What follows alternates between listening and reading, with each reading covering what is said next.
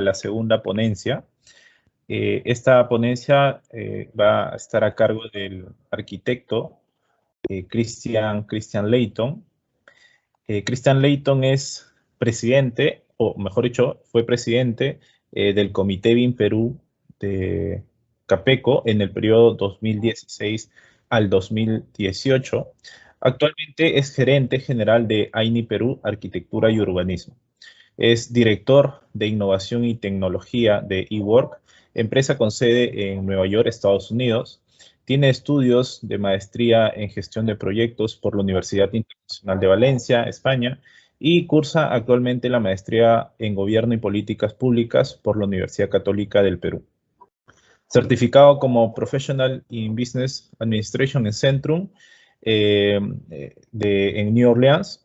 Certificado en el programa BDC, el Virtual Design and Construction, del CIFE, de la Universidad de Stanford, también de Estados Unidos. Miembro del Project Management Institute.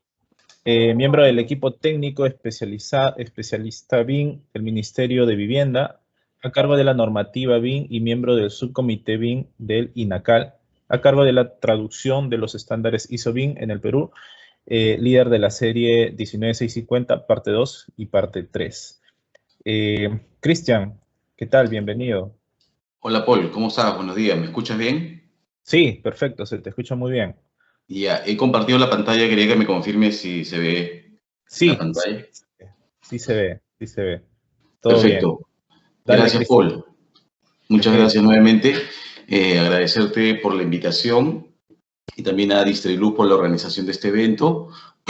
Y el tema que me trae el día de hoy es BIM en el sector público, proyectos y buenas prácticas en el Perú, ¿no? Que le he acotado esta parte específica porque vamos a ver no solamente de BIM, sino cómo está ayudando esta herramienta en el sector público, ¿no? Y para eso quiero resumirle esta presentación en 3 partes. Sé que tenemos 30 minutos nada más, es corto el tiempo, por eso he tratado de resumir lo más que pueda en estas. Enfoquémonos en 3 puntos, ¿no? Todo la teoría, lo que ha venido aconteciendo en el Perú, vamos a hablar un poco de antecedentes, lo que se está haciendo en la práctica, sobre todo en proyectos públicos, y algunas recomendaciones que he podido recoger a través de los últimos años en los que he podido participar en proyectos BIM en el sector público, ¿correcto? Entonces, hay que reconocer que el Comité BIM ha sido una institución, ¿no?, que ha promovido esta herramienta desde hace muchos años. De hecho, se constituyó en el 2011, ¿no? Y estuve muchos años en ella, haciendo mucha actividad sobre este tema. Así que yo creo que es uno de los grandes impulsores, ha sido uno de los grandes impulsores que hemos tenido en el Perú, ¿no? Sin embargo, en el Perú, a diferencia de otros países de Latinoamérica, esto es bueno que lo sepan, perdón, hemos tenido, o tenemos, mejor dicho, algunas alianzas estratégicas, algunas influencias de cómo se está haciendo BIM en otras partes del mundo. Y esto es justamente uno de ellos, la Universidad de Stanford, que a través del SAIFE hemos tenido 4 programas de certificación de BDC, que vamos a hablar un poquito de lo que es BDC exactamente. Tenemos otro aliado estratégico que es el Building Smart, que ellos promueven básicamente el Open BIM, ¿no? El Open BIM, este enfoque Open BIM que tienen que tener los proyectos. Y últimamente con el Centro de Ingeniería de Construcción Digital de Reino Unido, ¿no? Está presente también con algunos asesores apoyando al plan BIM Perú que hemos escuchado hablar, ¿no? Entonces, en el año 2016, que me tocó presidir este comité BIM y difundir un poco más esta herramienta a nivel nacional, a nivel de otros actores, nosotros fuimos los primeros en esta tesis, ¿no? En esta tesis que ubicamos que de este ecosistema BIM que existía, un ecosistema tácito. ¿Pero por qué ecosistema? Porque no nos dábamos cuenta, hasta ese momento por lo menos de esta manera, que estábamos directamente relacionados a algunos actores principales, que era el gobierno, ¿no? El Estado en sí con sus 3 niveles de gobierno, las empresas privadas, la academia, grupos de inversión y algunos clientes. Obviamente también algunas empresas de software. Entonces, pero se necesitaba una estrategia general para articular de mejor manera este ecosistema tácito, digo yo, ¿no?, que existía en el Perú. donde se daban justamente algunas legislaciones, había experiencia, ¿no? La formación, el papel de formación que cumple la academia es muy importante, y así sucesivamente, ¿correcto?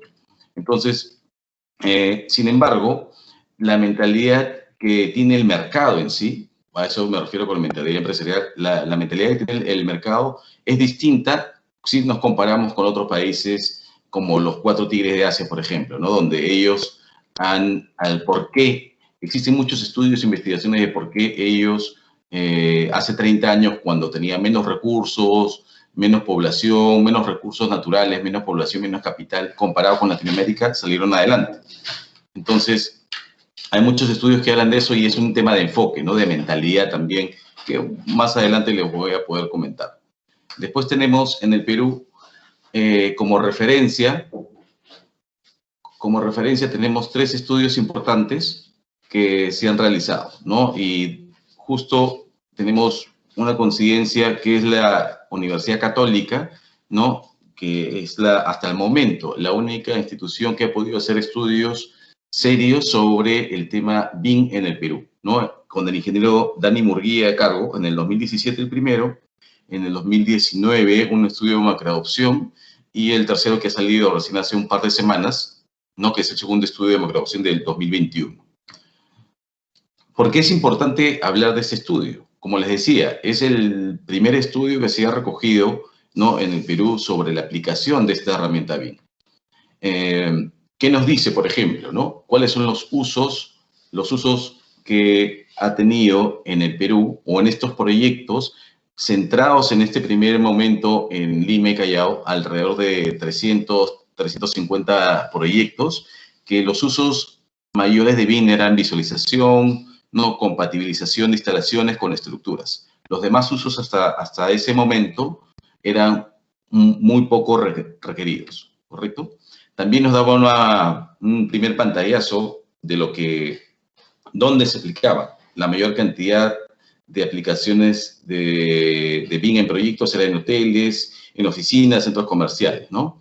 Y la gran empresa era la que estaba aplicando estas buenas prácticas, como es el BIM, en sus proyectos. Ya en el segundo estudio nos habla de una macroadopción, una propuesta y un enfoque que debería tener el gobierno para establecer esa estrategia que siempre hablamos, ¿no? Estrategia de implementación, pero ya a nivel país. Sin embargo, en este estudio nos muestra que hay 3 niveles. De la etapa 1, la etapa 2 y la etapa 3, mejor dicho. 3 etapas, que conforme vamos avanzando en el tiempo y vamos adquiriendo más experiencia, tendremos un nivel más avanzado en tecnología versus los procesos y versus las políticas públicas, en este caso, que se están impulsando desde varios ministerios, ¿no? Es interesante que lo vean, se los menciono nada más para que puedan ustedes revisarlos, ¿no? También nos habla este estudio sobre, por ejemplo, en el gráfico que ven en la parte inferior, ¿no? Dice componentes de la macromadurez.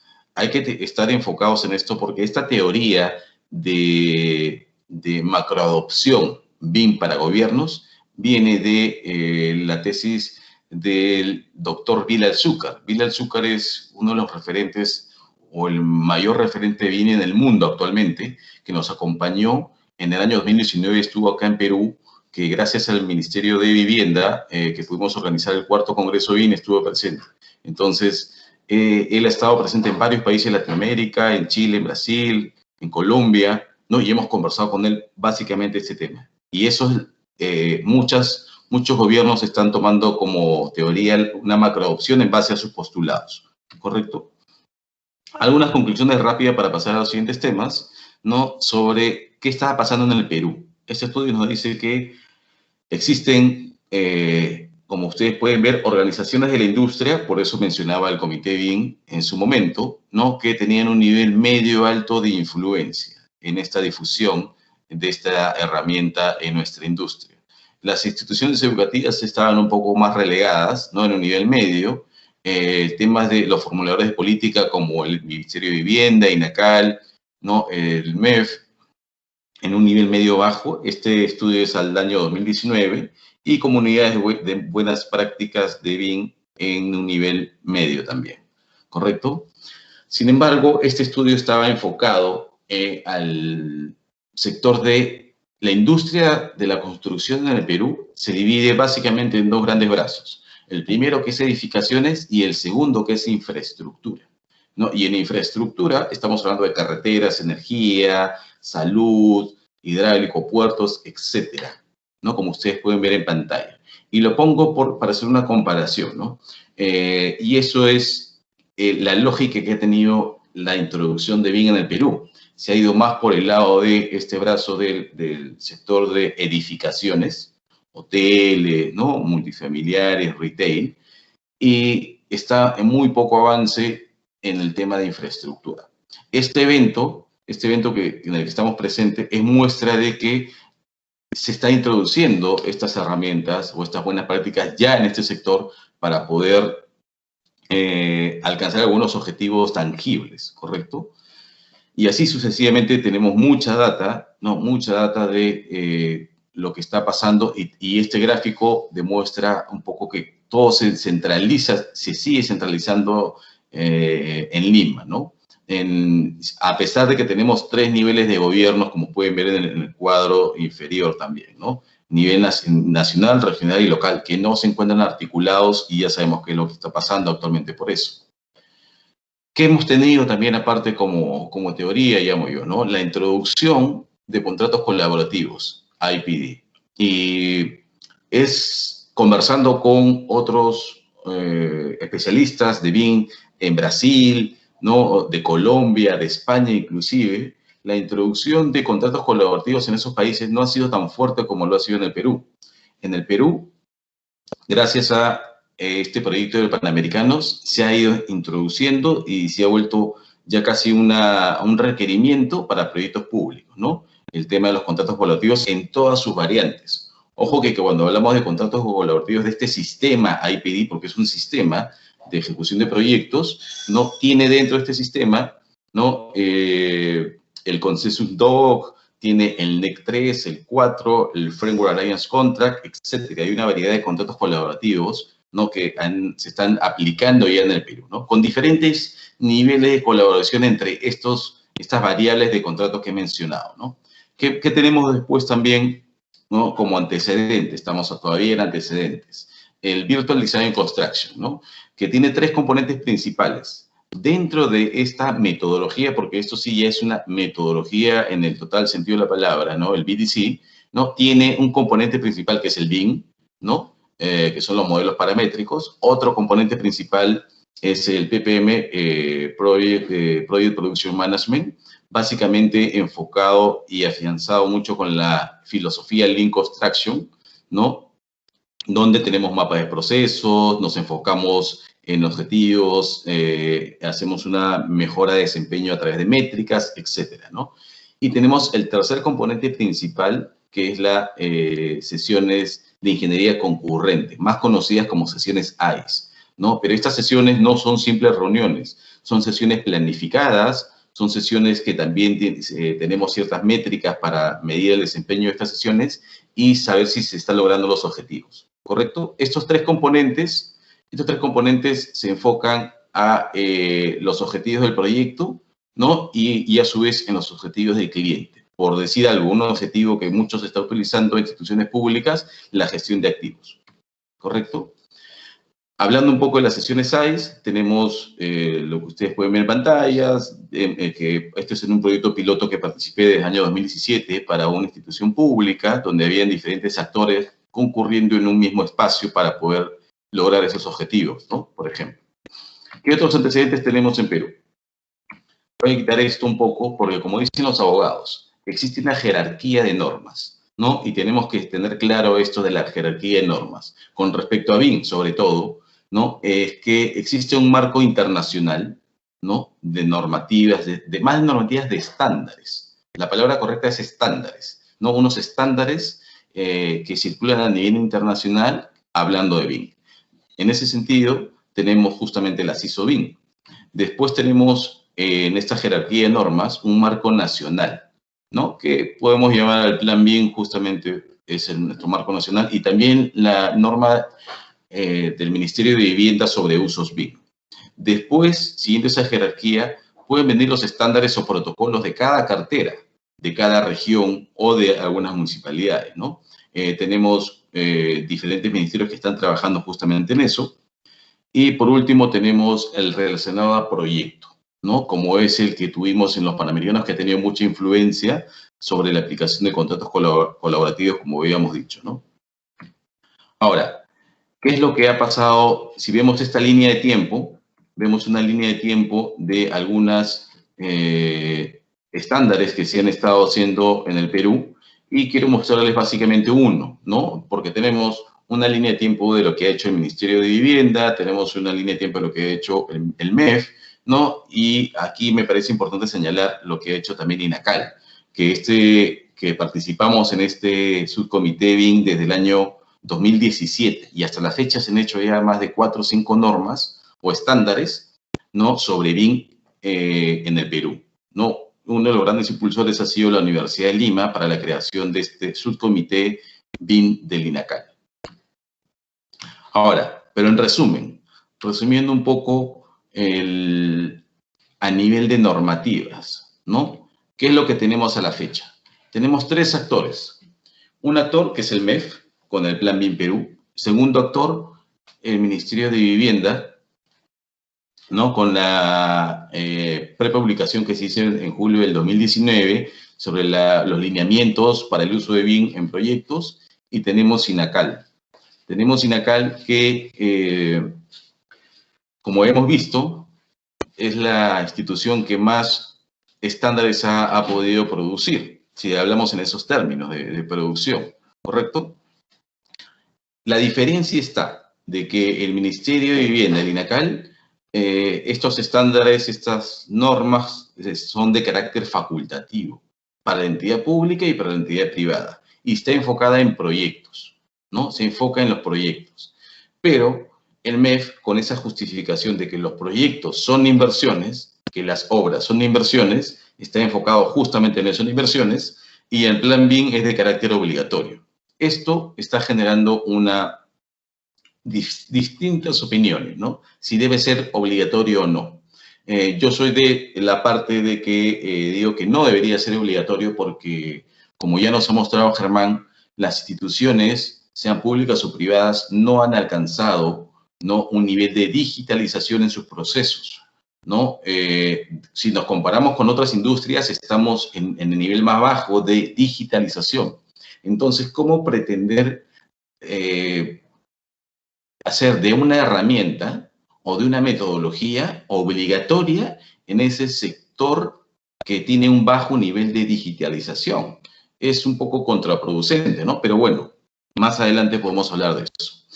Ahora, también tenemos, resalto aquí esta ISO, la serie ISO 19650, que se está utilizando mucho en instituciones públicas, ¿no?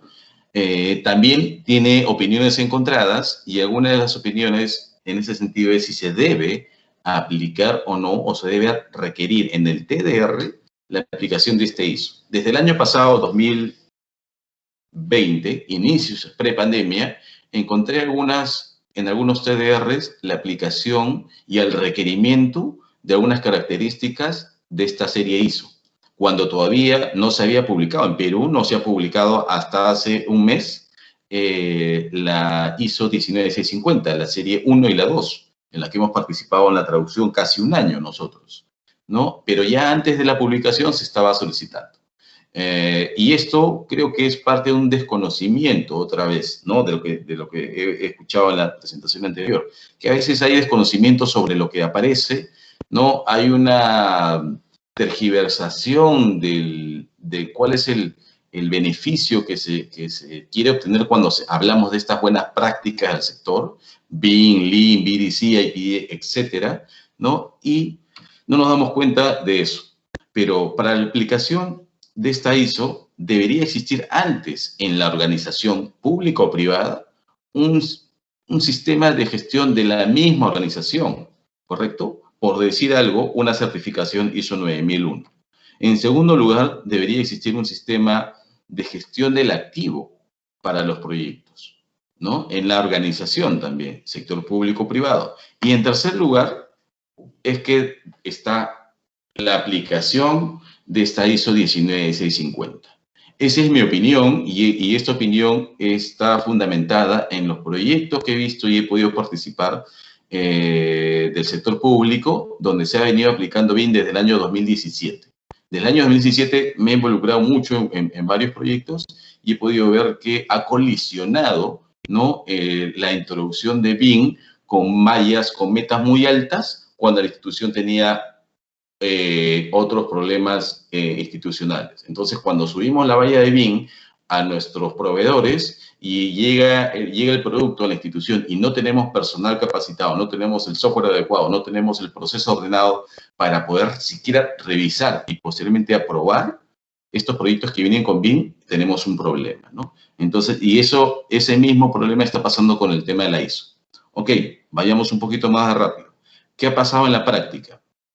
¿No? En la práctica, yo siempre me remito a esta estructura mental que recomiendo, nunca debemos salir de esa estructura como base, ¿no? Como base, ¿no? Es que estamos hablando, siempre estamos inmersos en alguna de las fases del ciclo de vida de los proyectos. Llámese preinversión, llámese diseño, ingeniería de detalle, ejecución de obra u operación y mantenimiento. ¿En cuál de estas fases nos encontramos en la institución pública, no, en el sector privado o como profesionales cuando queremos hacer esa transformación digital o implementar estas buenas prácticas del sector?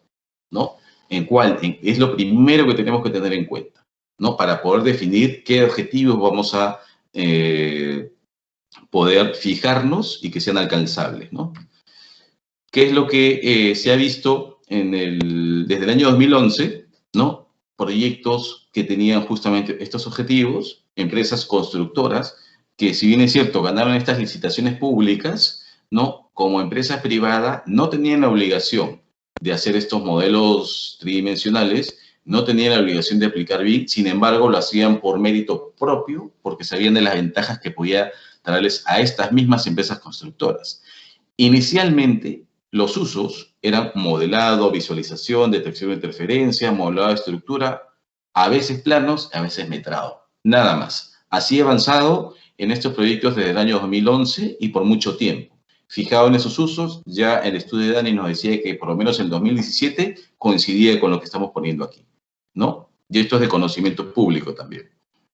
2017 hubo un proyecto piloto que promovimos en el Ministerio del Interior, ¿no? Que el Ministerio del Interior de por sí ya había experimentado con proyectos BIM, ¿no? Creo que ya desde el 2015, 2016, ¿no? Es el mérito de ellos, ¿no? Pero pusimos los ojos en un piloto como Comité BIM para ver cómo se estaba desarrollando este proyecto en el Estado, ¿no? Que tuvo muy buenos resultados, por ejemplo, uno de ellos que el modelamiento de estructuras, que a partir de estos sketches, ¿no? Estos sketches, predimensionamiento, cálculos estructurales, se pasaba directamente a los modelos tridimensionales para poder obtener los planos, para poder producir los planos. O sea, no se utilizaba el CAD. El hecho de que no se utilice el CAD en este nivel ya es un retrabajo que se había eliminado, ¿no? Un retrabajo, digo, porque se hacía doble. Primero, hasta ahora algunas instituciones tienen el CAD, que se le dan sus proyectistas y a partir de ello levantan los modelos 3D, lo cual no es lo recomendable. ¿Va a seguir siendo una práctica por mucho tiempo? Sí, pero debemos saber de que podemos obviar ese paso, ¿correcto?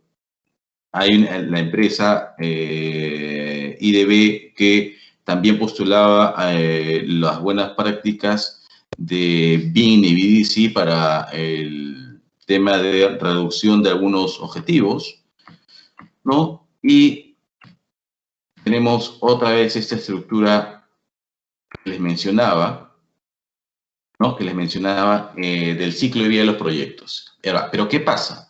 ¿Qué pasa? Es totalmente secuencial pasar de una fase, de la fase 1 a la fase 2, de la 2 a la 3, de la 3 a la 4, es lineal, sucede inmediatamente. De los hallazgos que hemos podido encontrar, sobre todo en el sector público, encontramos que no. Existe un espacio un espacio, una ambigüedad de tiempo, ¿no? Entre cuando se cierra el perfil de un proyecto del sector público hasta que se empiece a hacer ese expediente técnico, esa ingeniería de detalle. Y pueden pasar entre 3, 4, 5 y hasta un año, ¿no? A más, ¿no? De periodo de tiempo en el que ese perfil no se pone en práctica, para el desarrollo de este expediente técnico. Y en ese camino, en ese periodo de tiempo ambiguo, etéreo, es que surgen modificaciones del perfil. Se desactualizan los costos, los presupuestos, cambian de jefe, de personal, etcétera, ¿no? Lo mismo pasa entre la fase 2 y 3, ¿no? Donde entre la fase 2 y 3 también existe un periodo de tiempo obligatorio, en principio, por la ley de contrataciones, ¿no? En el que también pueden surgir a veces controversias, y así sucesivamente, ¿no? Después encontramos paralizaciones de obra, etcétera. Esto es algo real que pasa, ¿no?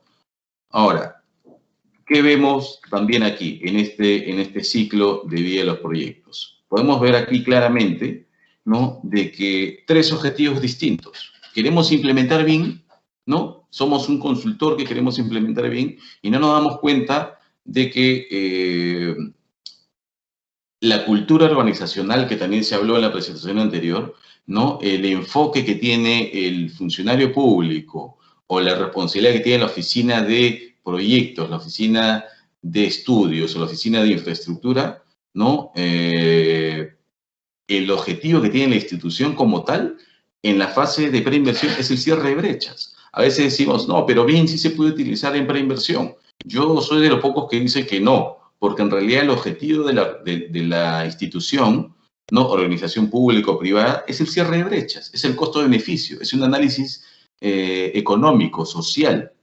La entidad está enfocada en esa parte. En la segunda fase, una vez que se empieza a desarrollar este expediente técnico, el enfoque de la institución es justamente que se define el alcance, ¿no? Y se estime el costo. Ya no es estimación de costo, sino es que se define el costo y el tiempo que se va a ejecutar el proyecto, y así sucesivamente. Para las empresas privadas, es decir, las empresas que terminan siendo subcontratadas o que ganan estas licitaciones, tienen objetivos distintos al de la organización. En la fase 2, ¿no? Están diseñando, están proyectando de acuerdo a lo que dice la norma, por ejemplo, porque tenemos como arquitectos, como proyectistas, esta restricción, ¿no? Tenemos una limitación de la norma. Tenemos que hacer lo que dice el perfil. Si encontramos errores en el perfil, o a veces no los tomamos en cuenta, nos hacemos de la vista gorda y seguimos diseñando eso y después los problemas aparecen en obra. Y así sucesivamente. Pero si somos consultores y estamos en esta fase, consultores BIM, y hablamos de objetivos, queremos ya empezar a integrar los modelos, ¿no? Vamos con otros objetivos BIM que nos dice la teoría, ¿no? Y a veces no tenemos mucha práctica, pero queremos seguir esa teoría. Entonces empezamos a colisionar simplemente para ponernos de acuerdo en objetivos. Pero cada actor, ¿no? Tiene un objetivo distinto y depende del proyecto y del tamaño del proyecto también, ¿correcto? Entonces, cuando tenemos esas diferencias, esas diferencias de objetivos no alineados, este espacio, ¿no? Etéreo, que yo decía ambiguo, empiezan a aparecer también otros problemas y se va agrandando. Es por eso que las obras públicas se demoran, pues, lo que se demoran, ¿no? Ok, para ir avanzando. Sin embargo, cuando queremos hacer implementaciones BIM, nos centramos básicamente en costo y tiempo, ¿no? ¿Cuánto nos va a costar? ¿No? ¿Qué tecnología voy a utilizar? Etcétera, etcétera, ¿no? Hablando solamente de objetivos BIM para la institución. Pero aquí me voy a detener un poquito sobre la estrategia operativa, ¿no? Lo que yo propongo con el equipo de especialistas que hemos venido trabajando varios proyectos en el sector público, ¿no? La estrategia debe postularse, y eso es una recomendación, como estrategia operativa, no estrategia de la organización, que esa es otra cosa que lo vamos a ver más adelante, ¿no? Sino la estrategia operativa. Por ejemplo, si mi objetivo es aplicar BIM para gestión de activos, ok, ¿cómo hago esa implementación? Esa implementación se hace simplemente en 4 fases. Yo lo he resumido en 4 fases también, en 4 etapas, ¿no?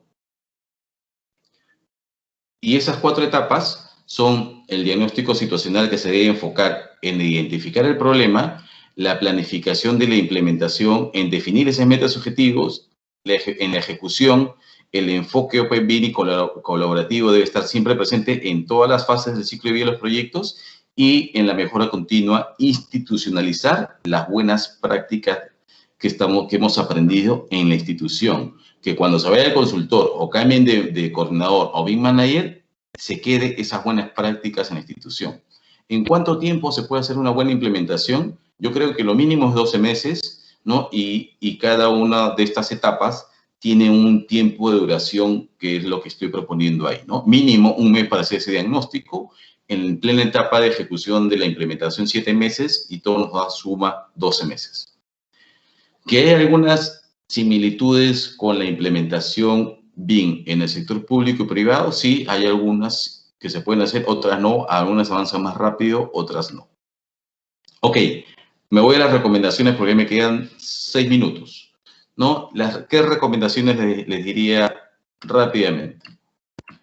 Como les había dicho, para mí la principal recomendación para una implementación BIM, porque implementación BIM se enfoca en la organización, en la institución, ¿no? Como tal, y aplicación solamente de BIM puede ser en un proyecto que tiene esa institución. Si la institución tiene una cartera de 20 proyectos al año, yo empiezo aplicando a 1 o 2 proyectos. Entonces, son dos cosas distintas, ¿no? La aplicación de BIM en proyectos y la implementación BIM en la organización. Cuando hablamos de implementación, clave es el diagnóstico. Identificar esos niveles, esa capacidad que tiene, capacidad BIM que debe tener la organización, como este es un gráfico de Bilal Azúcar, me olvidé de poner la referencia, y identificar el índice de madurez que tiene la organización, ¿correcto? Clave este tema de diagnóstico.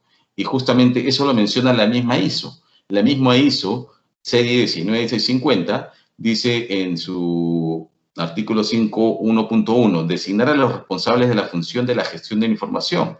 En el 5.3.3, evaluación de las aptitudes y capacidades del equipo de trabajo.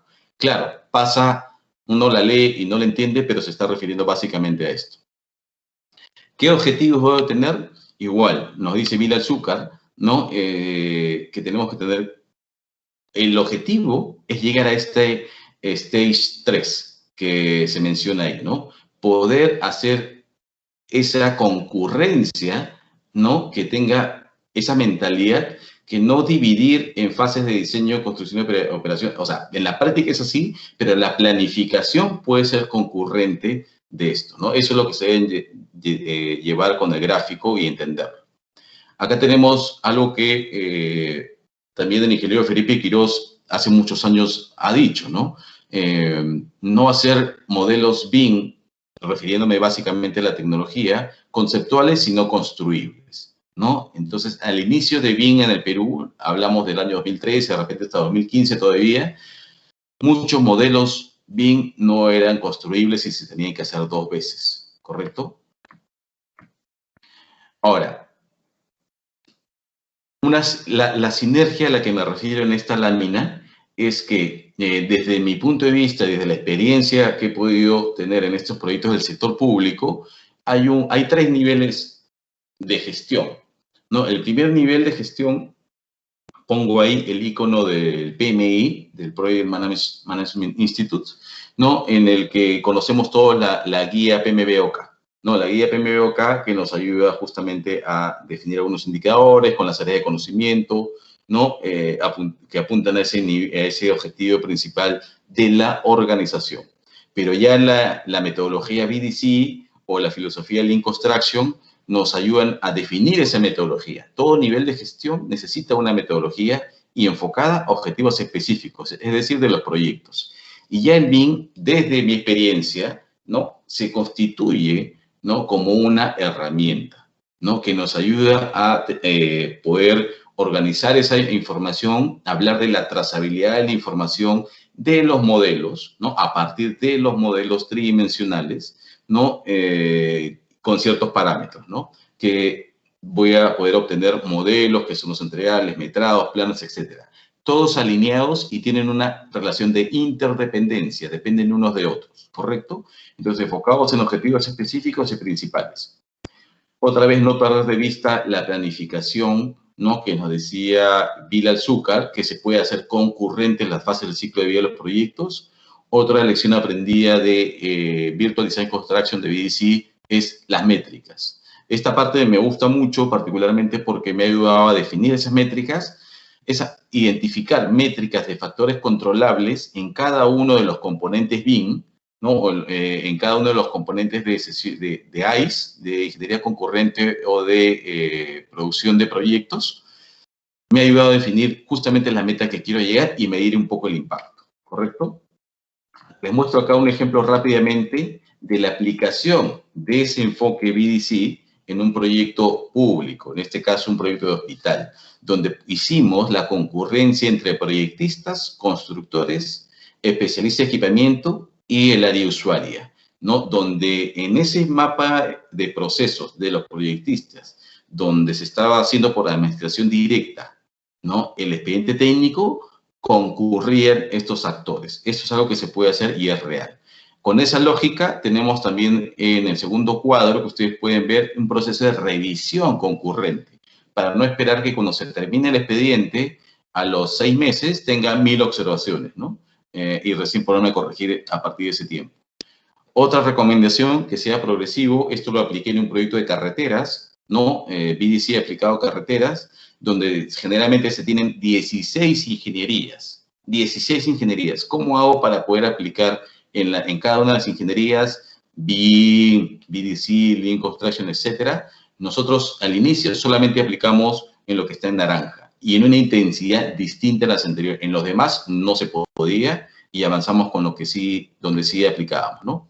El enfoque integral, ¿no? IPD es justamente a otro nivel, enfoca todo este nivel de gestión y puede ser enfocado a todas las fases del ciclo del proyecto, solamente para mencionarlo. Y otra cosa que debo decir con respecto a estas buenas prácticas de la industria de la construcción, ¿no? ¿Cuáles son estas buenas prácticas? Las vamos a ver más adelante, pero que son BIM, Lean, IPD, etcétera. Pero acá esto lo he sacado del Instituto de Lean Construction de Perú, ¿no? En el último congreso que ellos tuvieron de Lean Construction decían, ¿no? Los proyectos con uso intensivo de Lean son mucho más probables que se completen dentro del plazo y dentro del presupuesto. Y esa es la mecánica. No es tan cierto, porque no hay estudios al respecto, y de los proyectos que yo he participado de BIM en el sector público, no es cierto que exista un ahorro de costos en la ejecución del proyecto y un ahorro de plazos, porque hay mucha variabilidad. No, la institución o no está totalmente digitalizada, la cadena de suministro no está totalmente alineada con estos postulados de BIM, de BDC, etcétera. Entonces, en lo que yo he podido ver, he visto que no se ha llegado a ese ahorro de costo y de plazo, ¿no? Es algo que hay que tomar en cuenta. Lo que debemos apuntar es que una vez que agarramos el expediente técnico que está hecho en BIM y vamos a construirlo, que se termine en el tiempo estipulado y que se construya con el costo presupuestado, ¿correcto? Y ya para ir cerrando, 3 láminas más me quedan, por favor, Paul. ¿A qué me refería con estas buenas prácticas? ¿No? Tenemos por un lado BIM, Lean, BDC, IPD, la guía PMBOK, pero alineadas, todas juntas, son las buenas prácticas del sector que hemos adoptado como país, hemos adoptado como industria peruana de otras industrias extranjeras. Pero hay muchas coincidencias y es más, se repiten, se traslapan, pero hacen sinergia. Ojo, hacen sinergia, ¿no? Porque cuando hablamos de BIM, estamos hablando de modelos tridimensionales, de procesos y colaboración. Cuando hablamos de Lean, hablamos de Lean Production y hablamos también de colaboración. De BDC, un peso importante tiene el BIM, ¿no? De las PPM, que es Project Production Management, y de sesiones AI, que es de personas. En IPD, lo mismo, se enfoca en la integración de la organización o de los actores. Y la guía PMBOK nos ayuda justamente a esa administración y a la toma de decisiones.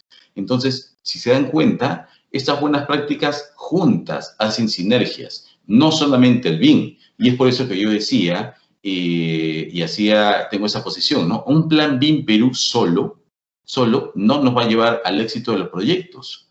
No se puede enfocar y invertir recursos solamente en BIM, porque no nos va a llevar ese ahorro de costos y de tiempo, por lo menos en los próximos 5 o 6 años. Esto es un camino largo y tendido que recorrer, ¿ok? Tenemos que enfocar, hacer esta combinación de buenas prácticas dependiendo del tipo de proyecto que estemos. Entonces, esto es lo que decía, ¿no? La estrategia que tiene ahorita el Estado es la estrategia top-down, ¿no? De arriba hacia abajo, que debe hacerlo imperativo, obligatorio. Yo digo que debería ser al revés. Se debe hacer un buen diagnóstico, revisar bien esos 3 niveles de gobierno y debe ser una estrategia bottom-up, de abajo hacia arriba, ¿no? Y esta es la última lámina, ¿no? En la que ya hablando de innovación avanzada. Innovación no necesariamente es tecnología, ojo, ¿no? Hay que recalcar eso, ¿no? ¿Podemos hacer innovación? Sí podemos hacer innovación. Los postulados del CIT, ¿no? Que es del CIT de Israel, que es un ecosistema muy competitivo de innovación y tecnología en el mundo. Esta empresa CIT tiene un postulado de innovación avanzada y dentro de esa innovación avanzada hay una herramienta que se llama mundo cerrado, ¿no?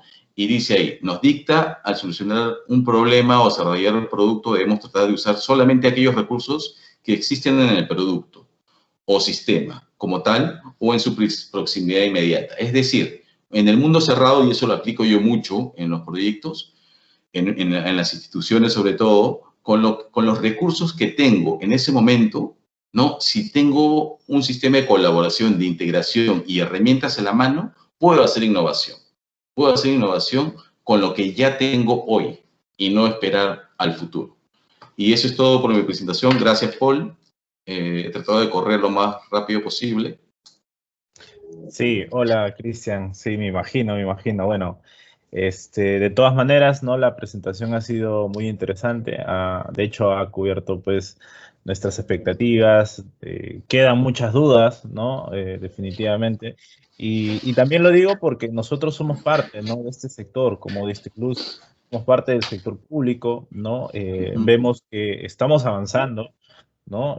Como tú dices, esto ha iniciado con una estrategia, con unos objetivos específicos y teniendo pilares, ¿no? Teniendo pilares, identificar cuáles son los recursos que tenemos y cómo podemos impulsar una adecuada implementación, ¿no? Sabemos que el factor humano es muy importante, ¿no? Para que podamos lograr esta adecuada implementación, ¿no? Y es por eso también este tipo de eventos, ¿no? Para dar a conocer a las personas, a nuestros colaboradores, los conceptos de BIM, que empiecen a relacionarse pues con el Virtual Design Construction, ¿no? Con otros temas también, como mencionaba Germán, no solamente todo cae sobre BIM, ¿no? Hay otras tecnologías, otras nuevas herramientas que van a aportar valor y que va a permitir pues que podamos mirar pues el futuro con un nuevo horizonte, ¿no?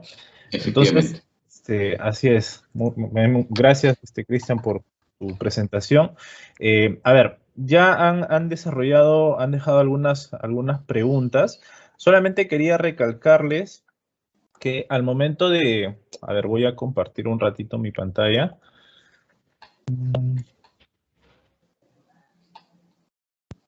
Sí, al momento de enviar su pregunta, ¿sí? Para los participantes, acá en la parte inferior, por defecto aparece Anonymous, ¿no? Ahí ustedes pueden configurar su nombre para poder tener un registro de la persona que ha generado la pregunta, ¿ok?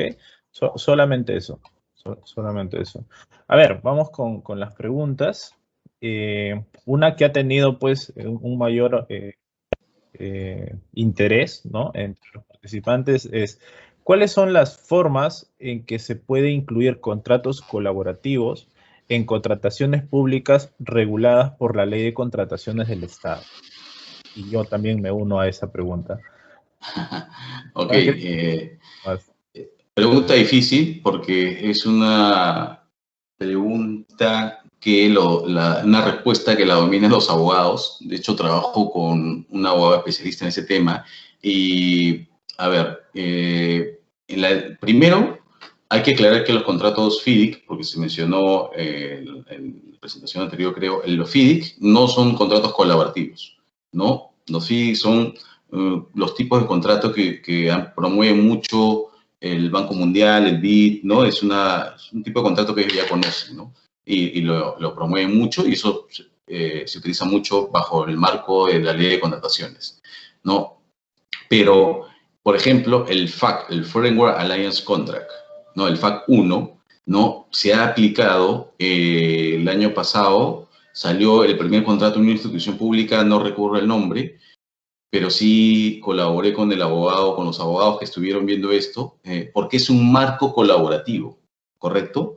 Entonces, al ser un marco colaborativo que engloba el tipo de contrato suma alzada y otros que pueda tener la institución, sí te permite llegar a esa colaboración porque lo firman las partes. Sí lo he visto y que se ha aplicado, ¿no? No estoy seguro si en el NEC 3 o en el NEC 4 se puede aplicar, ¿no? El Consensus Doc son contratos también que promueven la colaboración. De hecho, el 4, el NEC 4, es el que te obliga al uso del BIM, de modelos BIM. El NEC 3, en realidad no lo obliga, ¿no? Ahora, el enfoque IPD sí se puede aplicar en la ley de contrataciones, siempre y cuando rompamos esas trabas, ¿no? De que si se puede juntar un proyectista con el contratista. Pero el método de contratación, ¿no? Tiene que ver mucho ahí, porque en el método de contratación encontramos, si no me equivoco en el nombre, sí, método de contratación, encontramos las licitaciones que son EPC, ¿no? Ingeniería, procura y construcción. Y en un contrato EPC, por ejemplo, el que yo mostré del año 2017 de la Escuela de Policía de Chorrillos, ahí sí se podía dar esa colaboración, ¿no? Y esa integración y hacer esas sesiones de ingeniería concurrente entre proyectistas, contratistas y subcontratistas con el cliente y el supervisor inclusive. Estos 5 actores, yo he estado presente en esas reuniones, ¿no? Se tomaban las decisiones, ¿no? En plena elaboración del alcance, costo y presupuesto del proyecto. Entonces, este sistema de contratación, este EPC, era el que más funcionaba y calza con todo lo que estamos hablando, ¿no? Es de lo que conozco que te puedo comentar, Paul. Perfecto, Cristian, perfecto. Muchas gracias. Bueno, vamos con otra pregunta. Dice, ¿considera usted que existe en la actualidad obstáculos en la normativa de contrataciones del Estado para la implementación del BIM? Sí, por supuesto, claro. Lo he vivido desde los últimos 3, 4 años, creo, ¿no? Lamentablemente, la ley de contrataciones es anticolaborativa, ¿no?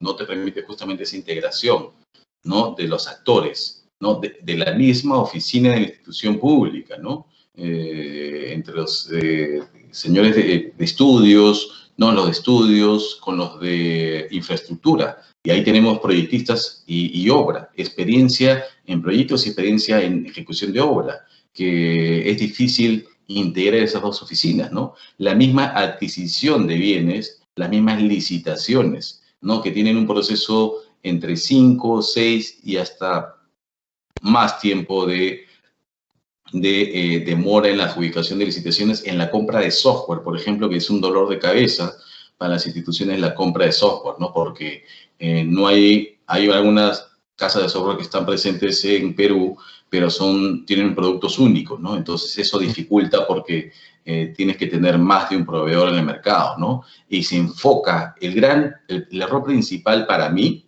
desde mi experiencia, es que la ley de contrataciones premia el que te cobra más barato, ¿no? Está enfocada en adjudicar la licitación al que tiene menor precio. Y eso va directamente en detrimento de la calidad del producto, ya sea un proyecto, ya sea una obra, ¿no? Esa es la principal barrera que encuentro en la ley de contrataciones. Ok, perfecto. A ver, otra pregunta es, ¿a futuro será obligatorio el uso de las normas publicadas por el INACAL y el Ministerio de Vivienda? No, el INACAL no puede ser obligatorio porque son estándares ISO y los estándares ISO en el mundo son de carácter facultativo, ¿no? Como todas las series ISO.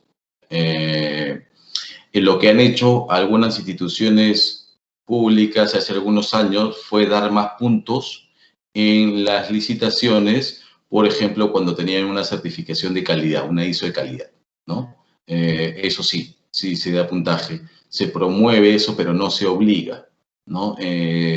No sé si vaya a pasar lo mismo con la serie ISO BIM de 1950 u otras. No lo hemos conversado eso en INACAL. No creo que se dé. Yo votaría porque no se dé hasta que la industria no haya aumentado sus índices de productividad o digitalización, sobre todo, ¿no? Y en el Ministerio de Vivienda estamos trabajando normas técnicas y no hemos conversado que no, tampoco se va a hacer obligatorio porque se van a hacer otras guías para el sector público y para el sector privado también, que necesita mucho, ¿no? No se está dejando ahora un poco de lado el sector privado, pero no va a ser de carácter obligatorio en los próximos años.